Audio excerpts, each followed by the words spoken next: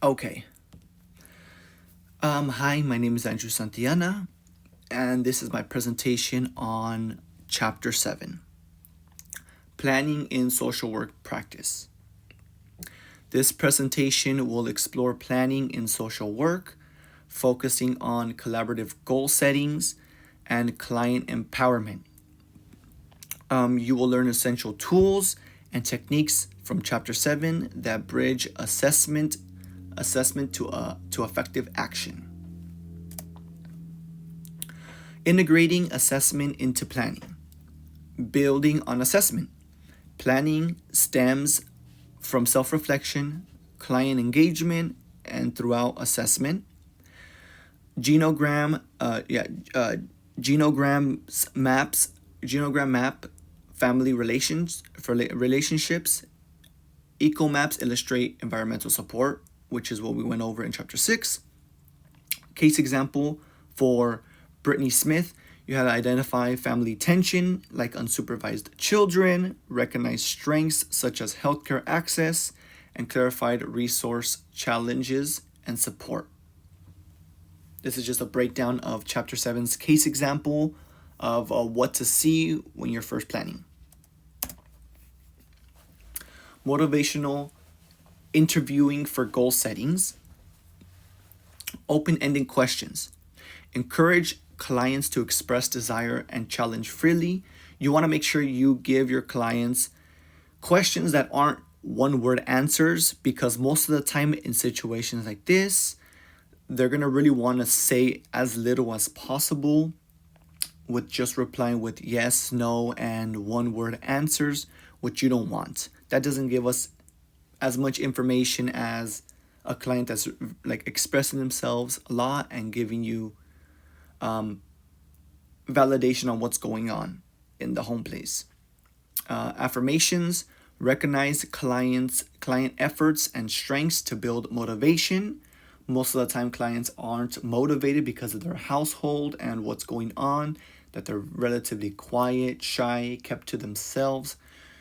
This chapter basically teaches you how to open them up so they can talk freely without any worries or concerns.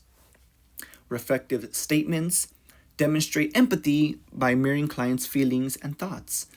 Make sure you give them a sense that you care while you're talking to them. If they're telling you something sad that makes them upset, make sure it makes you upset.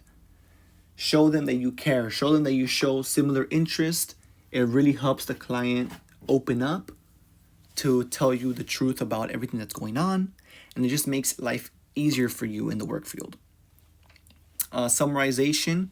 Confirm the understanding and highlight key points together. Make sure you guys know what's going on, and yeah, this can go with your peers. It can go with your clients. It's just something to collaborate with. Developing SMART goals and objectives. The goals: specific, measurable, achievable, relevant, time-bound targets. Example: 100% adult supervision for children during after-school hours. This is something that's hard for a lot of family households out there. Objectives: break down goals into clear, actionable steps like finding childcare by a certain deadline, which is an easy and clear step for them to do. It might be hard, but it's an easy step so they can follow. Contacts: define roles and responsibilities between worker and client explicitly. Example for this would be client arranges the childcare, worker researches options, depending on if it's too far, too expensive, it just doesn't work for them, and things in that nature. Addressing power and anti-oppressive practice. So, power awareness. Recognize social worker authority and client vulnerabilities. Empowerment focus. Support marginalized clients to foster control and choice. And number 3 is anti-oppressive approach. Ensure equitable, culturally sensitive, and client-centering goal settings. Make sure if you're giving your client a goal to hit, make sure it is in their range to accomplish. I know it's easy to say all the things and point out stuff that you see that is wrong, but sometimes in their life it's just not possible.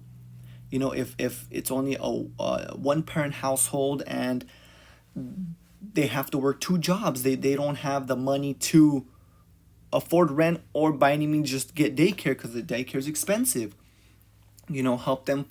Help them find a free daycare service or somewhere that's reasonable or cheap and close by, so they don't have the headache or hassle, because most people, when they find something challenging, they tend not to do it, and this just poses an ongoing spiral of neglect for the child, not getting the child services that they need. So it's just easier to help them and give them goals that you can help with to make their life easier. This is one of the cases called the Smith family case. This is the visual tools and MI. Identity strengths, family bonds, access to healthcare resources, which is good. Pinpoint challenges. They did have unsupervised children, school conflicts, landlord issues. Apply the MI techniques. Set goals to reduce conflict and improve budgeting skills. This is hand in hand on child services. It's expensive. You got to help them budget. You got to help them find reasonable price daycare. Contractual roles. Clients contact neighbors for childcare. Workers advocate housing repairs, vice versa, offering something that they can do, and things in that nature. Ethical and evidence-based considerations. Balancing safety and presentations. This way, weigh child safety against family unity risks. Evidence-based practices using MI and budgeting supported by research. Policy influence. Mandated reporting laws shape social work interactions. Collaboration and client leadership. Make sure it's you have collaborative planning. Everything's client centered. Make sure that when you're collaborating, you're talking about either with a client or with another peer, what route you can take to give the client option. Everything is about the client. You want to make sure that you're there to help and to make their life easier. I know it's easy just to tell them what to do, but sometimes it's easier said to done in certain situations. So I would recommend you just make sure you give them options, have a clear path for them, and routes for any questions they may have, whether it's how difficult it is, the time arrangement, budgeting. Everything can be answered, and make sure everything can be answered to them in a clear, understanding manner. Ethical practices and empowerment focuses. Make sure you encourage them, tell them that they can do it, and that everything can be done a certain way. They just need help and motivation to keep going. Visual tools clarify complex system. So the genograms, like mentioned in chapter 6, genograms and ecomaps help visualize family dynamics and environmental systems. This helps you a lot to make sure everything's going smooth in the workplace and in the household. They enhance understanding, strength planning, and promote informed decision making. So you can make sure what information you're giving them actually works for them and will help them out in the future. Because that's the whole point. You want to make sure not their life, but the child's life is better. So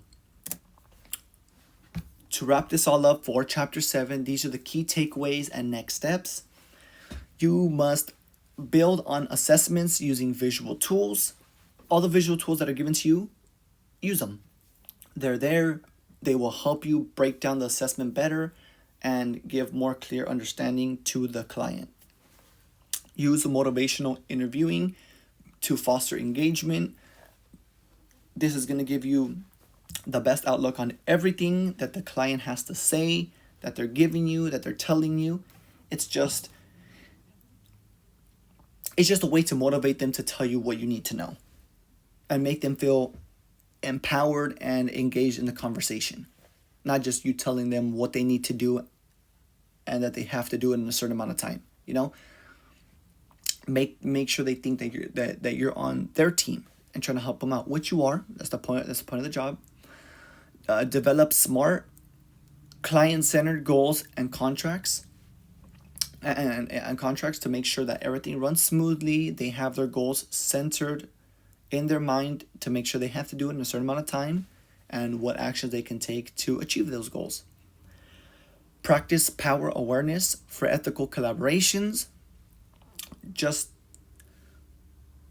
make sure you go by the book if you don't know how to do it. It's